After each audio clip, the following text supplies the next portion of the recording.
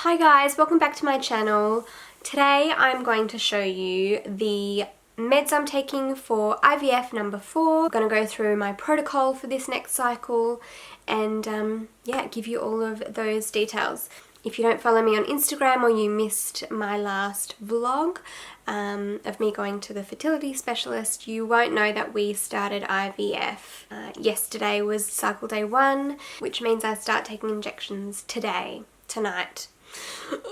So a matter of hours I will be taking my first injections for this cycle. It's definitely feeling very real at this point. This IVF cycle is purely to create embryos, kind of doing embryo banking if you like. We're not planning on transferring any embryos into me at this stage. We are doing a freeze-all cycle. Those of you who have been following for a long time know that we have had 6 miscarriages and multiple failed IVF cycles. Tim and I have a DQ alpha match, which makes things really tricky. It's practically made my body immune from getting pregnant with our embryos unless I'm on a super intense medication protocol, which is also very expensive and something I'm still not 100% comfortable with.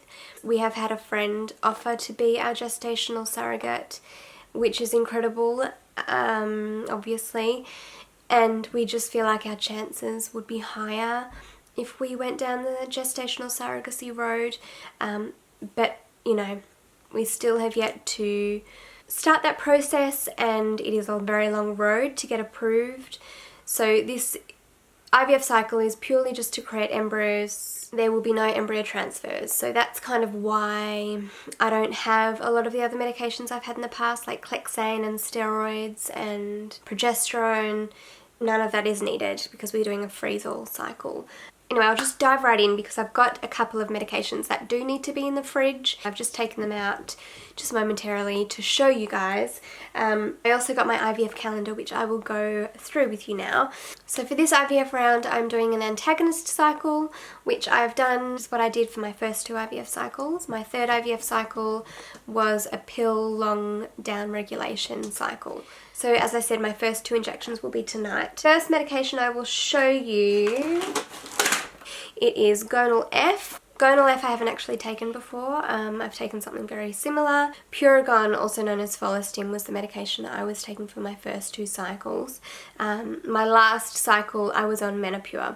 So yeah, Gonal F is something new. And the second follicle stimulating hormone that I'll be taking is called Pegovirus. I think that's how you say it. I haven't actually opened these yet. I literally got home yesterday and put them straight in the fridge. So I'm lucky that with these, both Pegovirus and Gonal F are in pens, already made up. I don't even have to load the cartridge like I did have to with Puregon. So it's pretty easy. Last cycle I was on Menopur and there was mixing of vials. So having the pen already preloaded, you literally just dial up the dose. So the Pegovirus and the Gonal F are subcutaneous injections, so they just go in the tummy. Yeah, pretty straightforward. At some stage throughout this cycle I probably will show you me administering the injections, so I won't show you the pens close up in this video. I'm just going to put them back in the fridge. But yeah, I'll definitely do another video where I show you the pens closer. I'll just pop them in the fridge. I'll be back. Alrighty, so those 2 medications will be my follicle stimulating hormones and will help hopefully grow many lovely follicles that have healthy eggs inside. From cycle day 6 I will add in Orgalutran in the morning, which I have taken in all of my previous cycles.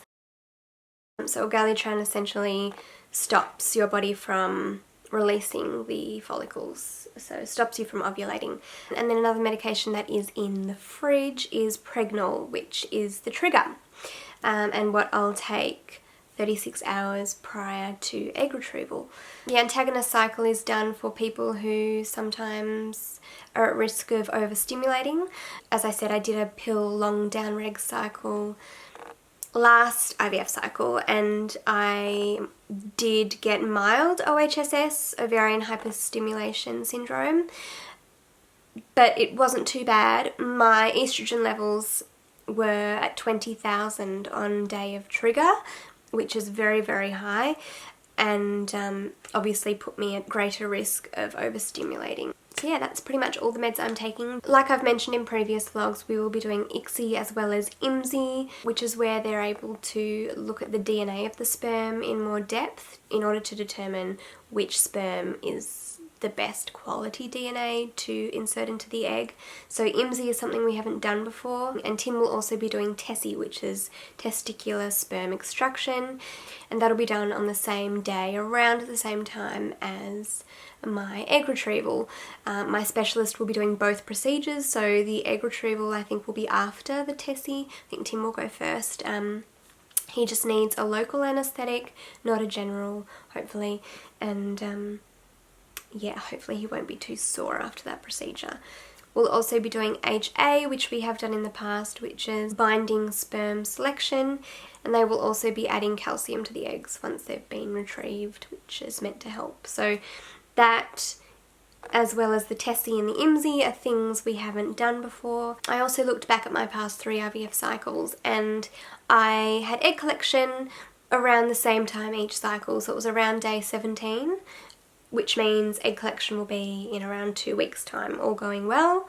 Post egg collection, I will share pretty thoroughly up until egg collection. For me, the most anxiety provoking time are the days post egg collection.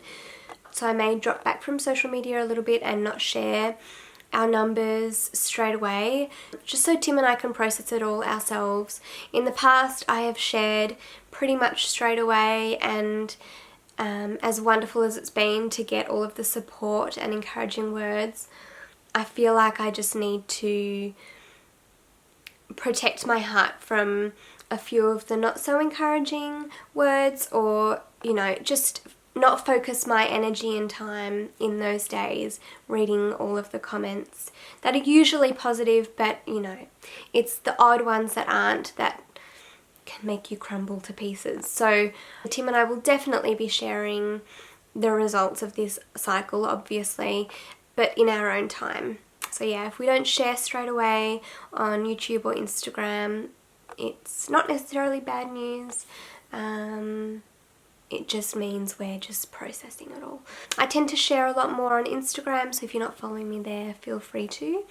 And I think that's all I had to say in this video.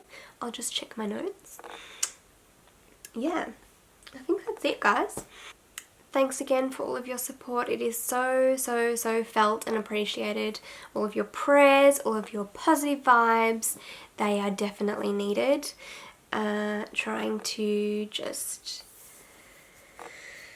I said in my Instagram post this morning that I am separating my previous negative experiences with this new cycle. It is a new cycle, we're doing new things, new meds.